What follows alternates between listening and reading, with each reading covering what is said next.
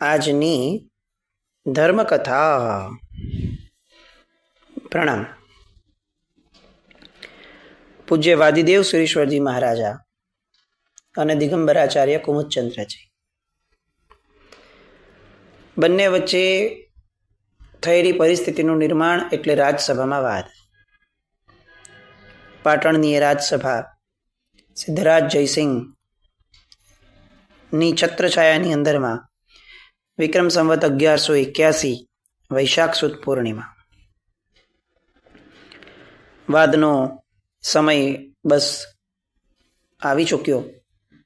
સૂર્યોદય થયો. લોકો જે દિવસની કાગ ડોળે રાહ જોતા હતા એ દિવસ આવ્યો. લોકો આવતા ગયા. રાજસભા હકડે ઠઠ ભરાઈ ગઈ.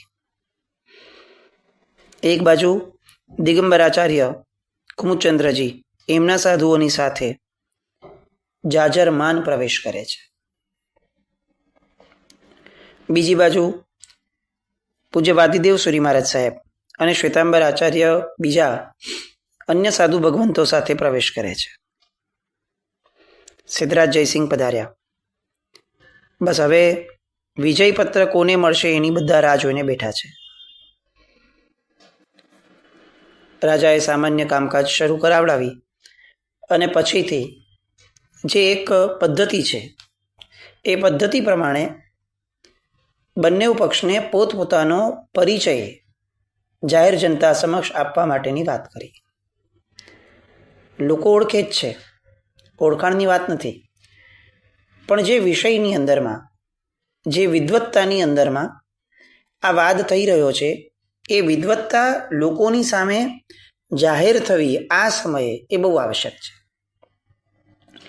લોકોને બંને પોતપોતાના પક્ષ ઉપર બહુમાન થાય અને વિશ્વાસ બેસે કે જો આ આટલા વિદ્વાન છે તો ખરેખર હવે જે વાદ થશે એ રોચક તો થશે જ. એટલે આ એક પરંપરા કે આખી દુનિયા લોકોને જાણતી હોવા છતાં સૌથી પહેલા પોતપોતાના પક્ષનો પરિચય આપવો. દિગંબરાચાર્ય કુમુદચંદ્રજી એમના વતી એમના એક શ્રમણ એ ઊભા થઈ અને કુમુદચંદ્રજીનો પરિચય આપે છે. એમની ખ્યાતિ ક્યાં ક્યાં પ્રસરી છે, એમણે કેવા કેવા રાજાઓને પ્રતિબોધ કર્યા હતા, એમણે કેવી કેવી જગ્યાઓએ કેવી કેવી પ્રભાવનાઓ કરી હતી એની યશોગાથા. વયોવૃદ્ધ છે એટલે જીવનની અંદરમાં આવા પ્રભાવક પ્રસંગોની સંખ્યા સહેજે વધારે જ હોવાની. એટલે એમના એ શ્રમણ દિગંત સુધી અમારા ગુરુની ખ્યાતિ પ્રસરેલી છે એના પ્રમાણરૂપ અમે આટલા પ્રસંગો જીવનમાં એમના થકી થયા છે.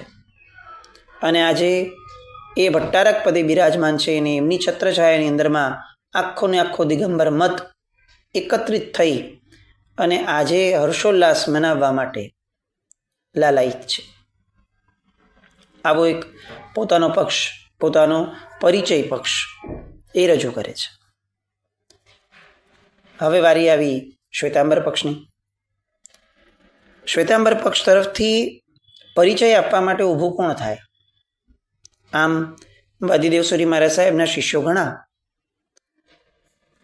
પણ વાદીદેવ સુરી મહારાજ સાહેબ પોતે પોતાના મુખે અથવા પોતાના જ શિષ્યોના મુખે પોતાનો પરિચય આવે એ વસ્તુમાં બહુ માનતા નહોતા. એમણે એ સમયે બહુ સાહજિકપણે પોતાના એક શિષ્યને સહજપણે ઊભા કરીને જણાવડાવ્યું કે ભાઈ અમે આ ગચ્છના છીએ અને આ અમારો પરિચય છે. સિદ્ધરાજ જયસિંહને ન્યાયસંગત ન લાગ્યો. એક બાજુ કુમુદચંદ્રજીનો પક્ષ એ છેક દિગંત સુધી ખ્યાતિ કઈ રીતે પ્રસરી એની આખી લાંબી યાદી મૂકે છે, અને બીજી બાજુ ફક્ત ગુરુ પરંપરાના નામ આપી અને અમારા ગુરુ જે વાદ લડવાના છે એમનું નામ પૂજ્ય દેવસુરી મહારાજ, આટલું કહી અને અટકી જાય છે. કેવી રીતે ચાલે? એટલે સિદ્ધરાજ જયસિંહ હવે વિચારે છે કે આ તો શરૂઆત જ થોડી નબળી થઈ ગણાય. આ લઘુતા છે, નમ્રતા છે કે મહાત્મા પોતાની હાજરીમાં પોતાના ગુણ ન જ ગાવા દે, પણ તેમ છતાં દરેક પરિસ્થિતિનો એક પર્યાય છે, એની એક આવશ્યકતા છે. અત્યારે જ્યારે દિગંબર પક્ષનો આટલી બધી એમની ઓળખાણ વ્યવસ્થિત છતી કરી હોય તો એવા સમયે આ એક આવશ્યકતા નથી કે આપણી પણ ઓળખાણ વ્યવસ્થિત અપાય. અને સિદ્ધરાજ જયસિંહ કંઈ પણ હજી ફર્ધર આગળ વિચારે એ પૂર્વે હેમચંદ્રાચાર્યજી ઊભા થયા અને એમણે પ્રશસ્તિઓ ગાવાની શરૂ કરી કે જે પક્ષ શ્વેતાંબર પક્ષ અત્યારે લડવા માટે અહીંયા ઊભો થયો છે, એમના નાયક તરીકે જે બિરાજમાન છે એ કોણ છે, એ કેવા છે, એમનો પરિચય એ બહુ આવશ્યક છે. એ એમની ગુણિયલતા છે, એમની મહાનતા છે કે એ પોતાના સ્વમુખે કે પોતાના શિષ્યગણના સ્વમુખે ક્યારે પણ પોતાની હાજરીમાં પોતાની પ્રશસ્તિઓ ગાવા ન જ દે. અને આ જ ગુણિયલતા છે. પન્યાસ ચંદ્રશેખર વિજયજી મહારાજ સાહેબ હતા. ચંદ્રશેખર વિજયજી મહારાજ સાહેબ કોઈ દિવસ એમના પ્રવચન પછી સામાન્યપણે આપણે ત્યાં એક પદ્ધતિ છે કે બહેનો ગૌલી ગાય, કે જેની અંદરમાં જે ગુરુ ભગવંત બિરાજમાન છે, ગુરુ ભગવંતની પરંપરા, એમના વડીલો, એ બધાની પ્રશસ્તિઓ ગવાય. અને એમાં છેલ્લી કડીઓની અંદરમાં જે ગુરુ ભગવંત બિરાજમાન છે એ ગુરુ ભગવંત વિશે પણ લેવાય.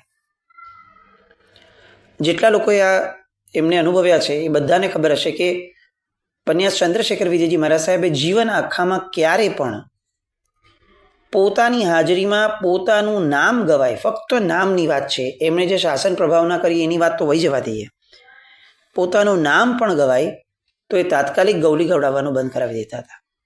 અને આ ક્રમ જીવનભરનો રહ્યો. એવું નહીં કે એક બે વાર કરાવ્યું પછી કોઈ ન માન્યું તો ચાલો ઠીક છે, હવે બોલો, અમને કશો વાંધો નથી, અમને કંઈ ફરક નથી પડતો, અમે પોતાની સ્થિતિમાં મગ્ન છીએ, તમે અમારા વખાણ કરો. નહીં, નિશ્ચય ગમે તેટલો પ્રબળ હોય, વ્યવહારની પ્રબળતા એ બહુ મહાન છે અને એ બહુ આવશ્યક છે. કેવળ જ્ઞાન થઈ જાય ને એ પછી પણ આપણે દ્રષ્ટાંતોમાં જોયું છે કે કોઈ શ્રાવક કે શ્રાવિકાને કેવળ જ્ઞાન થયું હોય અને તરત જ ઇન્દ્ર વગેરે જ્યારે વેશ લઈને આવે ત્યારે વ્યવહાર ધર્મના પાલન માટે જેનું નિશ્ચય એના પરમ કારણને પામી ગયું છે એ પણ વ્યવહાર ધર્મ ખાતર એ વેશને તરત ગ્રહણ કરે. જરૂર નથી, આમ થોડું ઓડ વિચારવા જઈએ તો એ ન વેશ પહેરે તો એમને શું ફરક પડવાનો, મોક્ષ તો અટકવાનો છે જ નહીં, કેવળ જ્ઞાન થઈ ગયું છે. જેવું આયુષ્ય પૂર્ણ થશે એટલે સિદ્ધશિલામાં વયા જ જશે. અને એમની ઉપર કોઈ કમ્પેલ નથી કરતું કે તમારે વેશ પહેરવો જ પડશે. સહજપણે આ ક્રમ છે કે વ્યવહાર ધર્મના એ પાલન માટે એ લોકો કોઈ દિવસ ક્યારે પણ કોઈ કેવડી પણ એને ઉલ્લંઘતા નથી. તો આ એક સામાન્ય વ્યવહાર છે કે માણસની હાજરીમાં માણસના ગુણગાન ગવાતા હોય ને એ માણસ પોતે સાંભળતો હોય તો એનો અર્થ એ છે કે ભાઈ વ્યવહારમાં એ આદત પડે છે લોકોને કે આપણી પ્રશસ્તિઓ ગવાતી હોય ને આપણને ભલે ગલગલિયા પણ થતા હોય તો પણ જો આ વડીલ આમ કરે છે તો આપણે પણ આમ કરી શકાય. અને આવી વ્યવહાર ધર્મની ખોટી આદતો ન પડે એ માટે મહાપુરુષો પોતાના ગુણગાન ગાવામાં હંમેશા વામણા જ હોય. એ પોતાની ગુરુ પરંપરાને જ મોટી કરે. આવા અનેક દ્રષ્ટાંતો, આ તો નાનપણથી એક અનુભવેલું દ્રષ્ટાંત એટલે યાદ આવ્યું, પણ આવા તો અઢળક ગુરુ પરંપરાના દ્રષ્ટાંતો આપણે બધાએ જોયા હશે. તો આ તો વાદીદેવ સુરી મહારાજ સાહેબ હતા, એ કેવી રીતે ગાવા દે? એટલે હવે હેમચંદ્રાચાર્યજી કે જે એમના પક્ષ એમના સમુદાયના નથી, કચ્છના નથી, એ એમનો હવે પરિચય આપવા ઊભા થાય છે. કોઈ ગેમ પ્લાનિંગ નથી, કોઈ મેચ ફિક્સિંગ નથી કે આમ વાદીદેવ સુરી મહારાજ સાહેબે આંખના ઈશારે કહી દીધું કે હવે તમે ઊભા થઈને બોલજો, અમે તો નહીં બોલીએ, કંઈ જ નહીં. આ સાહજિક અહોભાવ છે. અને એમણે વાદીદેવ સુરી મહારાજ સાહેબનો જ્ઞાન પરિચય આપવાનું શરૂ કર્યું. પહેલાં તો એમણે એ શ્લોક બોલ્યો કે જે એમણે સિદ્ધરાજ જયસિંહને કીધો હતો, તાવચ્ચિય ગલગજ્જીમ કુણંતી પરવાઈ મત્તમાયંગા ચરણ ચવે ચમક્કમ ન દેઈ જા દેવસુરી હરી. બરવાદીઓ રૂપી હાથી ત્યાં સુધી અવાજ કરે છે જ્યાં સુધી દેવસુરી નામના સિંહની થાપટ પડી નથી. અને એટલે આ સભાની અંદરમાં હું જાહેર કરું છું કે દેવસુરીની સામે કોઈ ટકી શકે એમ નથી. જીન શાસનના વિદ્વાન સિંહ એ આ દેવસુરી મહારાજ છે. અને પછી જે બોલ્યા છે એનું પ્રમાણ આપવાનું શરૂ કરે છે. જીવા જીવા ભીગમ સૂત્ર અને યતિ દિનચર્યા એની ઉપર એમણે વૃત્તિ રચી છે. ઉપદેશ કુલક જેવા ગ્રંથો રચ્યા છે. કુરુકુલ્લા દેવી, કલિકુંડ પાર્શ્વનાથ, ઋષભદેવ ભગવાન આ બધાના સ્તોત્રો સંસ્કૃતમાં રચ્યા છે. એમનું એક ઋષભદેવ ભગવાનનું સ્તોત્ર, એનો એક શ્લોક એ કલિકાલ સર્વજ્ઞ એ રાજ્યસભાની અંદરમાં દ્રષ્ટાંત રૂપે આપે છે. પોતસ્ય મધ્યમધિગમ્ય તરંતિ સિંધુમ લોકા યુગાદિજીન ચંદ્ર કિમત્ર ચિત્રમ દૃષ્ટે પુનસ્ત્વયી વિભો મરુદેવી માતુઃ પોતે ભવાબ્ધિ મતરંસ્ત દતીવ ચિત્રમ. હવે આ આખા શ્લોકની અંદરમાં પોત શબ્દ આવે છે. પોતસ્ય એનાથી શરૂઆત થાય છે અને પોતે અહીંયાથી અંત થાય છે ચોથી કડીમાં. આ શ્લોકની વિશેષતા હવે હેમચંદ્રાચાર્યજી વર્ણવે છે કે પોત શબ્દના બે અર્થ થાય છે, એક વહાણ અને એક દીકરો. હવે આ શ્લોકની અંદરમાં કેવી શબ્દની ગોઠવણ કરી છે કે જુઓ, સૌથી પહેલો અર્થ એ થાય છે કે વહાણમાં બેઠેલો મનુષ્ય દરિયો તરી જાય એમાં કઈ નવાય. હે ઋષભદેવ ભગવાન, આશ્ચર્ય એ છે કે મરુદેવી માતાના પોતને ફક્ત જોઈ લો અને તો પણ સંસાર સમુદ્ર તરી જવાય. ઓલામાં તો પોતમાં બેસવું પડે છે, જ્યારે આમાં તો પોતને ફક્ત જોઈ જ લ્યો તો પણ તરી જવાય છે. આ આનો અર્થ છે. પણ એક પોતનો શબ્દ થાય છે વહાણ, બીજા પોતનો શબ્દ થાય છે પુત્ર. આ આખી રચના કેટલી અહોભાવ ઊભો કરે છે એવી છે જ, પણ આ વિદ્વત્તાની કેવી પરાકાષ્ઠા છે. એક જ શબ્દ પ્રયોગને, એક જ શબ્દના પ્રયોગને અલગ અલગ રીતે ગોઠવવાની જે વિચક્ષણતા છે એ આ પૂજ્ય વાદીદેવ સુરી મહારાજ સાહેબનું વિલક્ષણ લક્ષણ છે. એમની કાલજયી ગ્રંથ રચના એટલે પ્રમાણનય તત્વાવલોક, સ્યાદ્વાદર રત્નાકર નામની વૃત્તિ. એમાંય પ્રમાણનય તત્વાવલોક એ જૈન દર્શનનો એટલે કે જૈન ન્યાયનો એક મૂર્ધન્ય ગ્રંથ છે. 8 પરિચ્છેદ અને 374 સૂત્રો. એમાં એમણે ન્યાયના તમામ પાસાને સાંગોપાંગ આવરી લીધા છે. આ ગ્રંથ ઉપર એમના દ્વારા રચાયેલી સ્યાદ્વાદ રત્નાકર નામની વૃત્તિ, એમાં એમણે પોતાની સમગ્ર વાદ વિદ્યા અને પોતાની પ્રતિભા આખા ને આખા ભારતીય તત્વજ્ઞાન ષડ મત જે બધા છે એ બધાના તત્વજ્ઞાનની ધારાનો એમણે નિચોડ ઠાલવી દીધો. આની વૃત્તિ જે એમણે રચી છે સ્યાદ્વાદ રત્નાકર નામની, એ વૃત્તિ કેટલી મોટી છે તો કે 84,000 શ્લોક પ્રમાણ. આ એક વૃત્તિની સંખ્યા છે. 84,000 શ્લોક પ્રમાણ વૃત્તિ એની રચના પૂજ્ય વાદીદેવ સુરી મહારાજ સાહેબે કરી, જેમાં આખા ને આખા ભારતની અંદરમાં જેટલા પણ મતો છે એ બધાનો નિચોડ અને જૈન શાસનની પોતાની જે એક પ્રભાવકતા આ મતની બાબતમાં ઊભી થાય છે એ સ્યાદવાદના આધાર ઉપર એમણે એને આખી રજૂ કરી છે. 84,000 શ્લોક પ્રમાણ. હવે આપણને પ્રશ્ન થાય કે અનેક ગ્રંથોની રચના કરી, એમાંથી એક જો 84,000 શ્લોક પ્રમાણ હોય તો પછી ભાઈ હવે બીજા કોઈ વસ્તુમાં તો સમય નહીં આપી શકતા હશે, અને એક પછી એક આવી રીતે સર્જન કરતા જાઓ તમે, તો તમારા શિષ્યોનું શું થતું હશે? આવો સામાન્ય પ્રશ્ન થાય. એટલે કલિકાલ સર્વજ્ઞ એ ત્યાં એનો પણ ફોડ પાડે છે કે 21 આચાર્ય ભગવંતો એ એમના શિષ્યગણમાં હતા. 21 આચાર્ય ભગવંતો. અને આ એ સમય ન હતો કે જ્યારે આચાર્ય પદવી બહુ સરળતાથી મળી જશે. એના ક્રાઇટેરિયાઝ એ બહુ સામાન્ય ક્યારેય નહોતા. આ એ ક્રાઇટેરિયાનો સમય જમાનો હતો કે જ્યારે અતિ વિદ્વત્તા એ આચાર્ય પદવીની પાત્રતા ગણાતી. એવા 21 શિષ્યો આચાર્ય હતા, જેમના ભદ્રેશ્વર સુરીશ્વરજી મહારાજ, રત્નપ્રભ સુરીશ્વરજી મહારાજ, દેવસુરી મહારાજે સ્યાદવાદ રત્નાકરની અંદરમાં એમના આ 2 શિષ્યો ભદ્રેશ્વર સુરી મહારાજ અને રત્નપ્રભ સુરી મહારાજ સાહેબ એ બંનેનું નામનો ઉલ્લેખ કરી અને બંનેનું અભિવાદન કર્યું છે ગુરુએ પોતાના 2 શિષ્યોનું.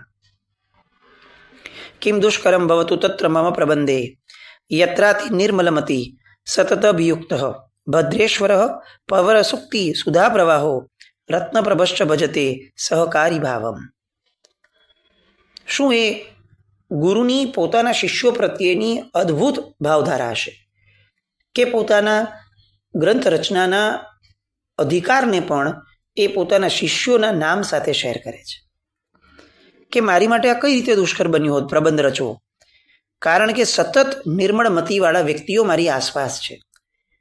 આ ભદ્રેશ્વર સુરી મહારાજ, ભદ્રેશ્વર વિજયજી મહારાજ, એમનો એ અમૃત પ્રવાહ પ્રીતિનો, અને આ રત્નપ્રભજી મહારાજ કે જેનો સહકાર ભાવ, આ બેના આધાર વિના આ ગ્રંથ રચના કઈ રીતે શક્ય બની હોત. આવું પ્રતિપાદન, આવી કાળ વિજયી કહી શકાય એવી રચનાની અંદરમાં પોતે પોતાના શિષ્યો માટે રચી છે. કેવી એ ઉદારતા હશે, કેવી પોતાના શિષ્યોના એ અહોભાવ માટેની પણ પ્રતિભાવની ધારા હશે.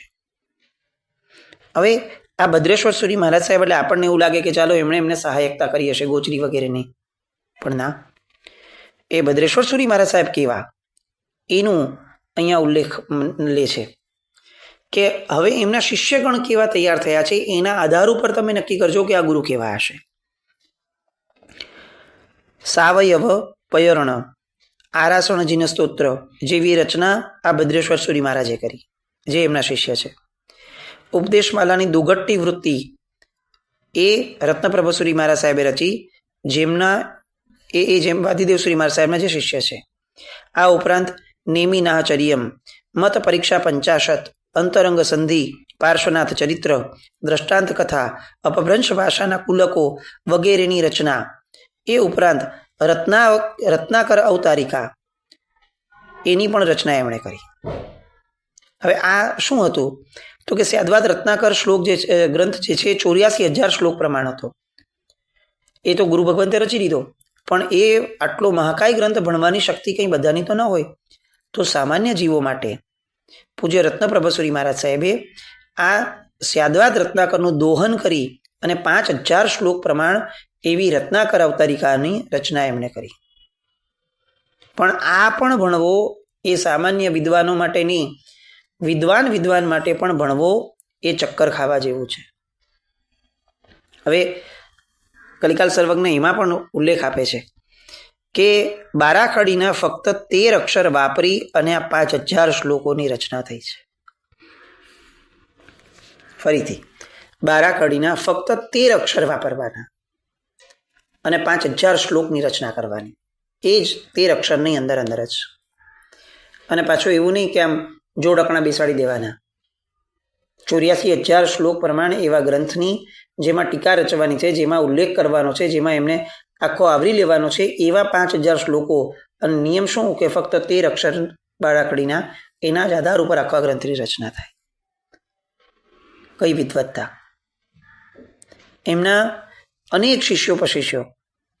એમાંના એક શિષ્ય હતા ગુણભદ્ર સુરી મહારાજ. આ ગુણભદ્ર સુરી મહારાજ સાહેબ ઉપર એમના પ્રવચનોના એક શ્લોક ઉપર એ સમયના મોહમ્મદ બાદશાહે 10,000 સોનામર નોછાવર કરી હતી. એક શ્લોક ઉપર પ્રસન્ન થઈ અને એમની વિદ્વત્તાને એટલી બધી એમણે પોંખી કે 10,000 સોનામરો ફક્ત એક શ્લોક ઉપર બિછાવી દીધી હતી એમણે. અને આવા કેટલા શિષ્યો તો કે નામ ગણતા થાકી જાઓ એવા. ગુણભદ્ર સુરી મહારાજ, મુનિભદ્ર સુરી મહારાજ, રામભદ્ર સુરી મહારાજ, મહાકવિ રામચંદ્ર સુરી મહારાજ, જય મંગલ સુરી મહારાજ, ગુણચંદ્ર સુરી મહારાજ, પૂર્ણભદ્ર સુરી મહારાજ, જીનચંદ્ર સુરી મહારાજ, માણિક્ય દેવ સુરી મહારાજ, માણિક્ય ચંદ્ર સુરી મહારાજ, પ્રદ્યુમ્ન સુરી મહારાજ, મહેશ્વર સુરી મહારાજ, વજ્રસેન સુરી મહારાજ, પૂર્ણદેવ સુરી મહારાજ, જીનભદ્ર સુરી મહારાજ, પદ્મપ્રભ સુરી મહારાજ. અને આવા તો અનેક નામ. આ બધી વાતો એટલા માટે લેવાય છે કે આપણને ખ્યાલ આવે કે વિદ્વત્તા એ કોરી વિદ્વત્તા નથી. જૈન શાસનમાં દરેક ક્ષેત્રની અંદરમાં આચાર્ય એ કેટલા પ્રતિભા સંપન્ન હોય છે. એમણે વાદમાં હરાવ્યા તો એમની વાચા શક્તિ જ મહત્વની હતી એવું નહીં. એમની તર્ક શક્તિ એનો પણ આધાર હતો એમની જ્ઞાન શક્તિ. ફક્ત બોલવામાં આપણે કોઈકને હરાવી દઈએ એટલા માત્રથી આપણે વિદ્વાન નથી થતા. પાયાનું જ્ઞાન, સિદ્ધાંતનું જ્ઞાન એ વિદ્વાન બનાવે છે. તર્કના આધાર ઉપર જે જીતે છે ને એ મૌનીયનો ક્ષયોપશમ હોઈ શકે, એ જ્ઞાનાવરણીનો ક્ષયોપશમ હોઈ શકે, પણ સિદ્ધાંતનો જે ક્ષયોપશમ થાય એ વિતરાગતા તરફનું લક્ષ્ય છે અને વિતરાગતા તરફનું એ લક્ષણ પણ છે. આટલી વિશાળ શ્રવણ સંપદા જેમની છે એવા વાદીદેવ શ્રી મહારાજ હવે વાદનો પ્રારંભ કરશે. કલિકાલ સર્વજ્ઞએ આખો પરિચય આપ્યો. ગદગદ થઈને, રાજ્યસભા છે, નિયમ છે એટલે વિવશ થઈને સાંભળે છે દેવસુરી મહારાજ, નહીં તો એમણે ક્યારનું આ અટકાવી દીધું હતું. પણ આ હેમચંદ્રાચાર્યની ફરીથી આપણને કેવી ગજબનાક ભાવધારા જોવા મળે.